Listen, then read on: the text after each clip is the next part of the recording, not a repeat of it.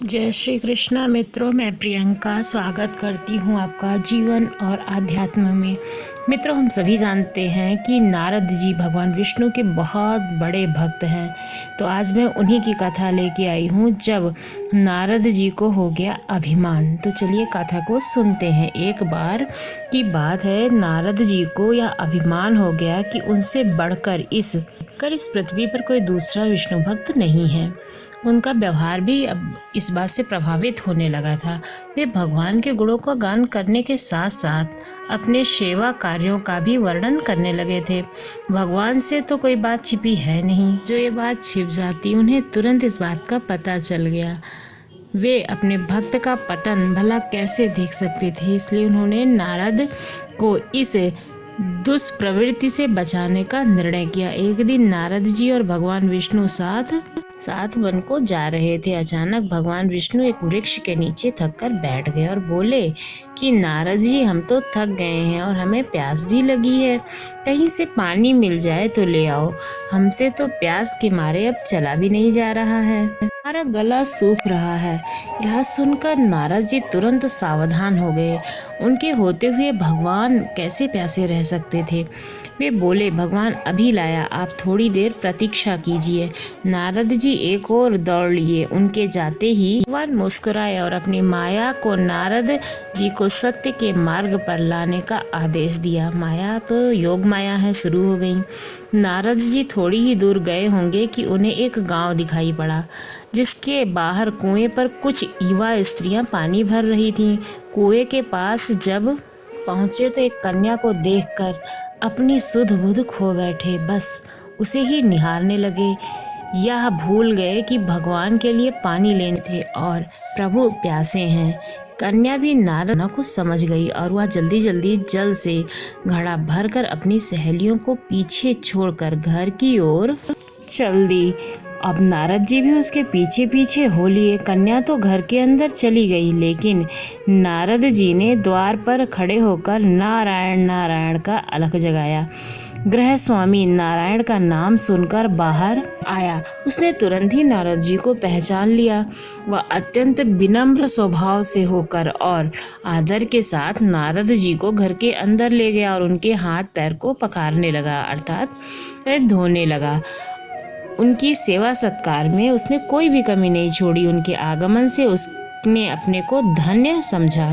कोई भी हो, अगर उसके द्वारे पे भगवान नारद आएंगे तो वो प्रसन्न तो होगा ही। तब उसने अपनी योग्य सेवा के लिए आग्रह किया कि मैं आपकी क्या सेवा कर सकता हूँ। तब नारद जी बोले, आपके घर में जो आपकी कन्या जल का घड़ा लेकर अभी अभी आई है, मैं उससे विवाह करना चाहता हूँ।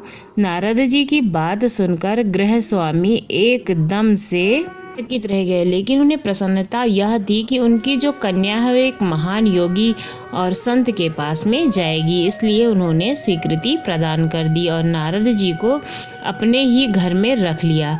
2-4 दिन पश्चात शुभ मुहूर्त में उसने अपनी कन्या का विवाह नारद जी के साथ कर दिया और अपने गांव में उतनी धरती का टुकड़ा दे दिया जिससे नारद जी आराम से खेती करके अपना गुजर बसर कर सके और अपने परिवार का पेट भर सके। अब नारद जी की वीणा एक खूंटी पर टंगी रहती, जिसकी ओर उनका ध्यान बहुत ही कम जाया करता था। पत्नी के आगे नारद जी को नारायण तो भूल ही गए थे। दिन भर खेती में लगे रहते, कभी हल चलाते, कभी पानी देते, कभी बीज बोते तो कभी निराई गुड़ाई किया करते थे। जैसे जैसे पौधे बढ़ते उनकी प्रसन्नता का परवाह न रहती, इसलिए हर वर्ष पकती कटती अनाज से उनके कोठर भर जाते। नारद जी गांव के एक संपन्न किसान माने जाने लगे। वर्ष दर वर्ष बीतते चले गए और नारद जी की गृहस्थी भी बढ़ती चली गई। 3-4 पुत्र और पुत्रियां भी हो गए। अब नारद जी को एक क्षण की भी फुर्सत नहीं मिलती थी। वे हर समय बच्चों के पालन पोषण व पढ़ाई लिखाई के बारे में सोचते रहते और खेती के काम में लगे रहा करते थे। अचानक एक बार तेज बारिश हुई, जिसने कि दिनों तक बंद होने का नाम ही नहीं लिया। लो की गरज और बिजली की कड़क ने सबके हृदय में भय उत्पन्न कर दिया। मूसलाधार वर्षा ने गांव के पास बहने बहने वाली नदी में बाढ़ की स्थिति पैदा कर दी। चारों ओर पानी ही पानी फैल गया। कच्चे पक्के सभी मकान सभी धीरे धीरे करके ढहने लगे। घर का जो सामान था वो सब बह गया। पशु भी डूबने लगे थे। उनके व्यक्ति मर रहे थे जो घरों के थे। गांव में त्राही त्राही मच गई। नारद अब क्या करें। उन्होंने भी घर में जो थोड़ा कीमती सामान बचा था उनकी गठरी बांधी और अपनी पत्नी व बच्चों को लेकर जान बचाने के लिए पानी में से होते हुए बाहर निकल गए। नारद जी बगल में गठरी थामे थे। एक हाथ में बच्चे को पकड़े थे, दूसरे हाथ में पत्नी को संभाले हुए थे। पत्नी भी एक हाथ में एक बच्चे को और एक को काख में पकड़े हुए धीरे धीरे आगे बढ़ने लगी थी। नदी का बहाव अत्यंत तेज था तथा यह भी पता नहीं चलता था कि वहाँ गड्ढा कहाँ पर है और टीला कहाँ पर है। अचानक नारद जी ने ठोकर खाई और गठरी बगल से निकलकर बह गई। नारद जी गठरी कैसे पकड़ते, दोनों हाथ तो घिरे हुए थे। मन मसोस कर सोच लिया कि फिर कमा लेंगे और कुछ दूर आगे के बाद में उनकी जो पत्नी थी वो एक गड्ढे में गिर गई और गोद का बच्चा छूटकर बह गया। पत्नी बहुत रोई, लेकिन क्या हो सकता था।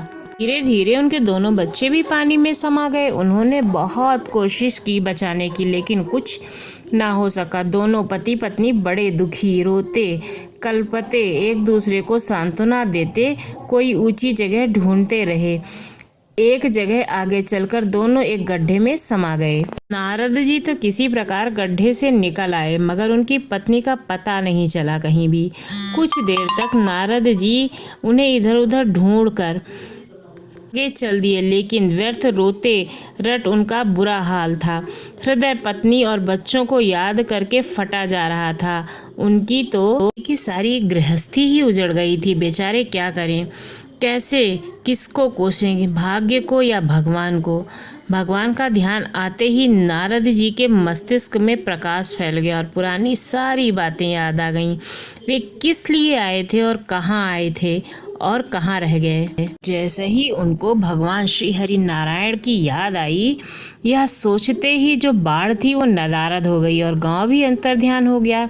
वे तो घने वन में खड़े थे। नारद जी पछताते और शर्माते हुए दौड़े। देखा कुछ ही उसी वृक्ष के नीचे भगवान अभी भी विराजित थे। क्या था, नारद जी जैसे ही श्रीहरि के पास पहुँचे, नारद जी को देखते ही श्रीहरि भगवान विष्णु उठकर बैठ गए और बोले कि नारद जी कहाँ चले गए थे, बड़ी देर लगा दी, पानी तो लाए नहीं, आप कहाँ रह गए थे।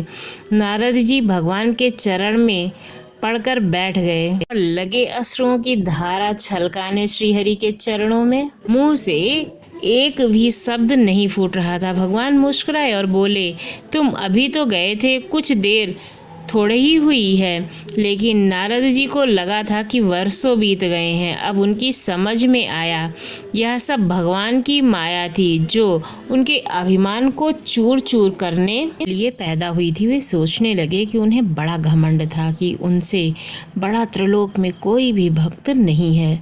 लेकिन एक स्त्री को देखकर वे भगवान को भूल गए। उनको पछतावा होने लगा था। उनका घमंड जरा भी देर नहीं लगा ढहते हुए, यानी कि उनके घमंड को चूर चूर कर दिया था श्रीहरि ने। वे पुनः से अत्यंत सरल स्वभाव के साथ और विनम्रता पूर्वक भगवान श्रीहरि का गुणगान करने लगे। तो मित्रों, आपको ये कहानी कैसी लगी? जब भगवान को अपने भक्त नारद के घमंड को चूर करते हुए देर नहीं लगी, तो हम तो छोटे से बालक हैं भगवान के लिए। हमारे घमंड को चूर करते हुए कितना समय लगेगा उन्हें। इसलिए हमें कभी भी किसी भी चीज़ का घमंड नहीं करना चाहिए और अपनी ज़िंदगी में कार्यरत रहना चाहिए। धन्यवाद।